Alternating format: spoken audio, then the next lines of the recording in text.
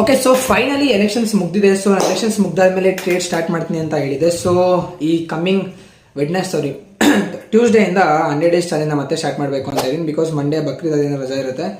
Then so ಇವಾಗ ನನ್ನ ಹತ್ರ ಇರೋ ಕ್ಯಾಪಿಟಲ್ ಬಂದು ಒರಿಜಿನಲ್ ಕ್ಯಾಪಿಟಲ್ ಜಸ್ಟ್ 6 to 7% ಅಷ್ಟೇ ಇರ್ಬೋದು. ಬಿಕಾಸ್ ಒಂದು ಎಲೆಕ್ಷನ್ ಡೇ ದಿನ ನಾನು ಬಿಗ್ ಲಾಸ್ ಆಗುತ್ತೆ. ಸೊ ಅಲ್ಲಿ ತನಕ ಮಾಡಬಾರ್ದು ಅಂತ ಇದ್ದೆ, ಬಟ್ ಸ್ಟಿಲ್ ಅವಾಯ್ಡ್ ಮಾಡೋಕ್ಕಾಗಿಲ್ಲ. ಸ್ವಲ್ಪ ಗ್ರೀಡಿನೆಸ್ ಜಾಸ್ತಿಯಿಂದ ಅವತ್ತು ಮಾಡಿದೆ ಒಂದು ಹ್ಯೂಜ್ ಲಾಸ್. ನನ್ನ ಕೆಪಾಸಿಟಿಗಿಂತ ಜಾಸ್ತಿನೇ ಅವತ್ತು ಲಾಸ್ ಫೇಸ್ ಮಾಡಬೇಕಾಗಿ ಬಂತು ನಾನು ಆ್ಯಕ್ಚುಲಿ.